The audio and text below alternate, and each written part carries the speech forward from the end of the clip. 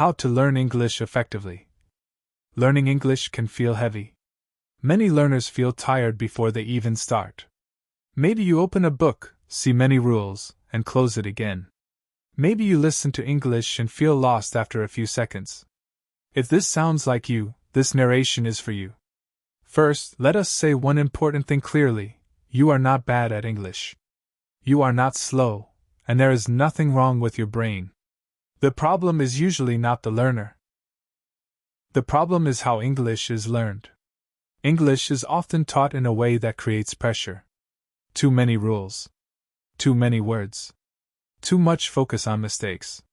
But language is not a school subject like history. Language is a human skill, and human skills grow slowly, naturally, and with practice. But why English feels so difficult? Many people start learning English with motivation. They want to travel, work, study, or communicate with the world. At the beginning, everything feels interesting. But after some time, confusion appears. You learn, but you forget. You understand today, but tomorrow you feel lost again.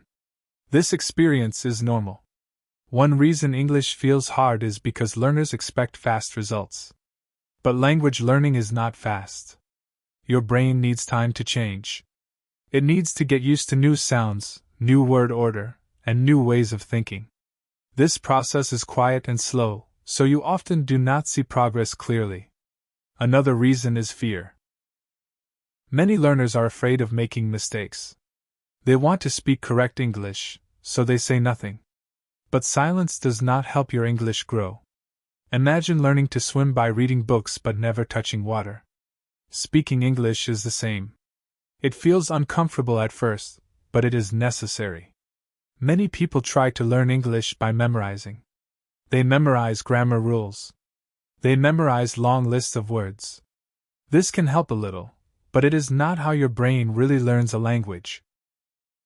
Your brain learns language through experience. It notices patterns. It listens many times. It sees the same words again and again in different situations. Slowly, without effort, understanding appears. Think about how you learned your first language. Nobody explained grammar rules to you. You listened. You copied. You made mistakes. And one day you could speak. As an adult, you learn differently, but the base is the same. You still need input. You still need repetition. And you still need patience with yourself. Learning English effectively does not mean studying for many hours. It means studying in a way your brain accepts. If learning feels painful or exhausting, you will stop. So effective learning feels manageable. It feels possible. You may feel a little tired but not hopeless. Even a short time with English every day is powerful. 10 or 15 minutes of real contact with the language is much better than one long session once a week. When English becomes part of your daily life, your brain stays connected to it. Effective learning also means accepting imperfection. When you wait to speak perfect English, you wait forever. Real progress begins when you allow yourself to be a learner, not an expert. Mistakes are not your enemy. Many learners feel bad when they make mistakes. They think mistakes mean failure. But this idea is false. A mistake is information. It shows you what your brain is ready to learn next. When you say something wrong and notice it, or someone corrects you, your brain becomes more alert. This moment is very strong for learning. If you avoid mistakes, you also avoid progress. You do not need to like mistakes. You just need to accept them. Comparing yourself hurts your learning. It is easy to look at other learners and feel small. Someone speaks faster. Someone uses better words. Someone sounds confident. But you do not see their full story. You do not see how long they studied, how many times they failed, or how they feel inside. Comparison steals your energy. The only comparison that helps is with your past self.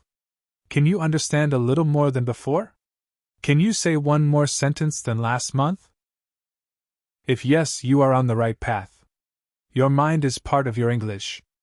Your thoughts about English affect how you learn. If you say, English is impossible, your brain listens. If you say, "I am learning step by step," your brain relaxes. You do not need to love English every day.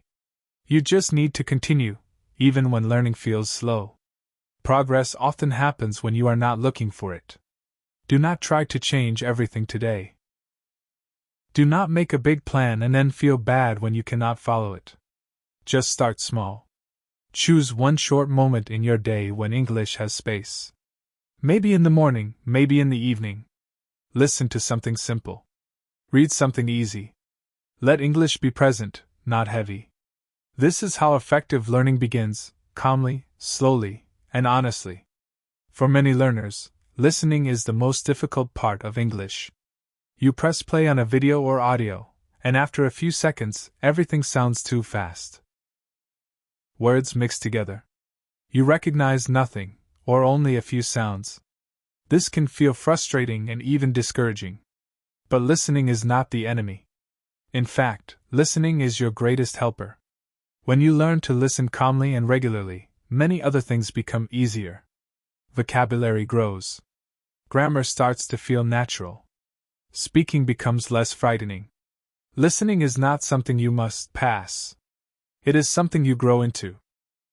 When you listen to English, your brain is doing many things at the same time. It is trying to hear sounds, separate words, remember meanings, and understand the message. This is a heavy job, especially at the beginning. In your own language, you do not notice this process because it is automatic. But in English, everything is new. So it feels fast, even when it is not. Many learners believe that good listening means understanding every word. This belief creates stress. When one word is unknown, panic appears, and understanding stops. But real listening does not work this way. Good listening is understanding the main idea, not catching every detail. There is no secret trick. Listening improves through regular contact with spoken English. Just like your ears learned your first language, they can learn English too. At first, your job is not to understand everything. Your job is simply to let English sounds enter your brain. Even when you feel confused, your brain is learning. It is noticing rhythm, melody, and common patterns. This means that listening works even when it feels useless. You do not need to fight confusion. You just need to stay present. Many learners make one big mistake: they listen to content that is too difficult. Fast movies, news, or complex podcasts may be interesting, but they are often too hard for learning. Good listening material feels a little difficult but not painful. You understand something, even if not much. You feel curious, not lost.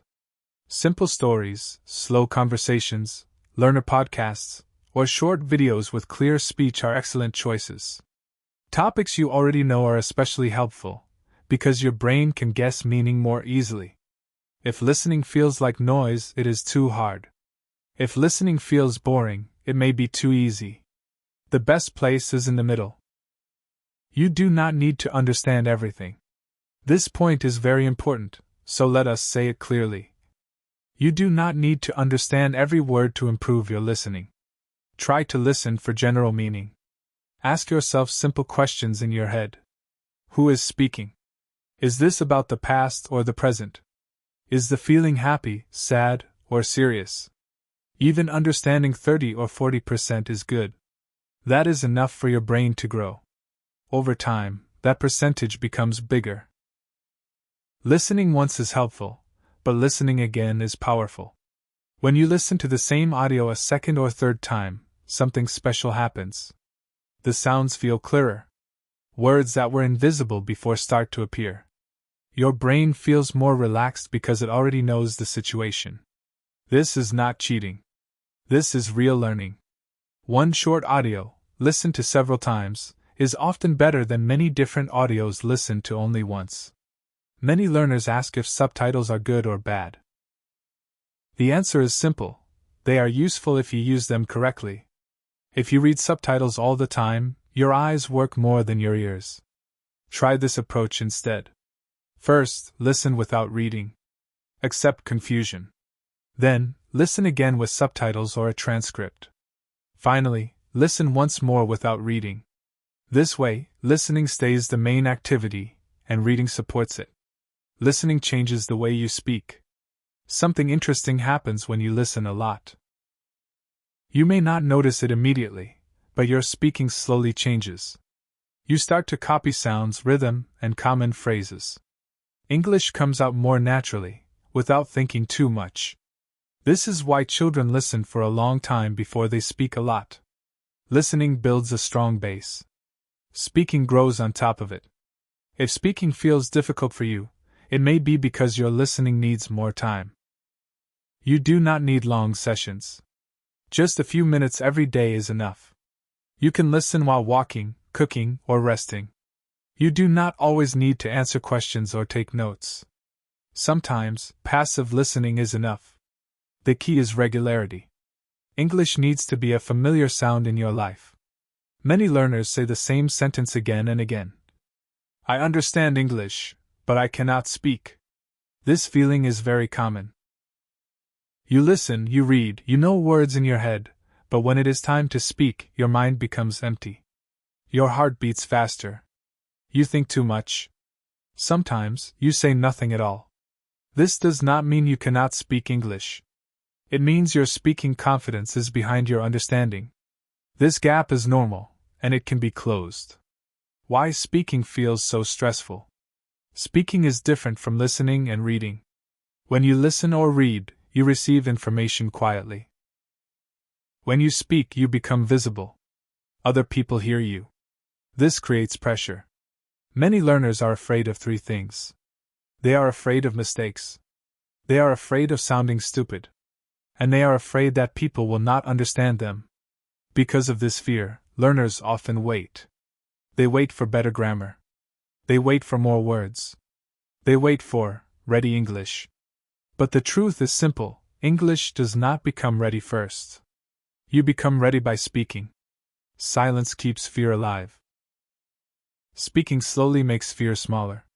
A very important idea is this: communication does not need perfect English. It needs only clear meaning. If you say something simple and people understand you, your English is working. Grammar mistakes do not stop communication as much as learners think. Think about how often you understand people who speak your language badly. You usually listen more carefully. You try to help. Most people do the same in English. Your job is not to impress. Your job is to communicate. Start speaking where it is safe. You do not need to start with big conversations. Speaking grows best in safe, small spaces. You can start by speaking alone. Say simple sentences about your day. Describe what you are doing. This may feel strange, but it helps your brain connect ideas with English sounds. Later, you can speak with one person you trust. Or you can use short answers in real situations, like shops or online messages with voice. Little by little, your comfort grows. You do not need long speeches.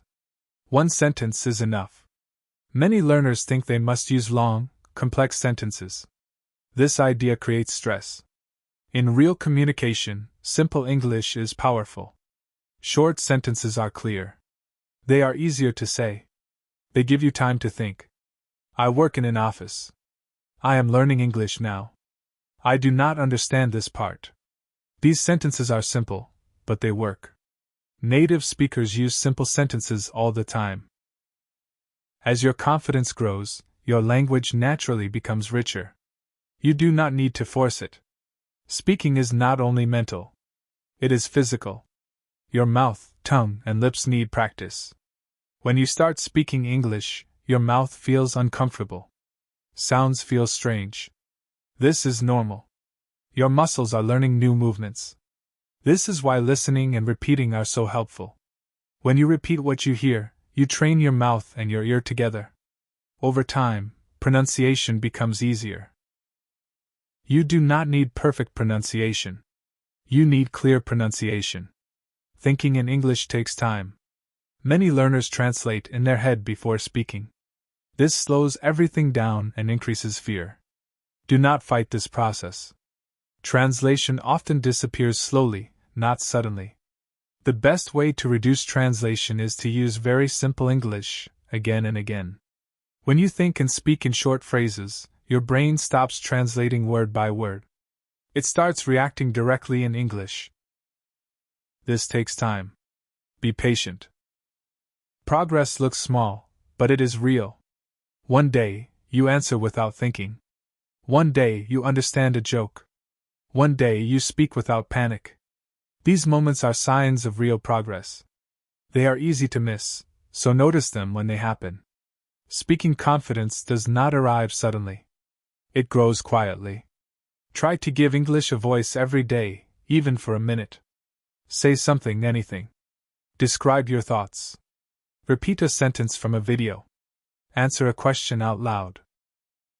Do not wait for the perfect moment. Use small moments. Confidence comes from use, not from thinking. For many learners, grammar is the most frightening word in English learning. When people hear grammar, they imagine long rules, strange names, and many mistakes marked in red. Some learners feel that grammar blocks their speaking. Others feel they must learn all grammar before they can really use English.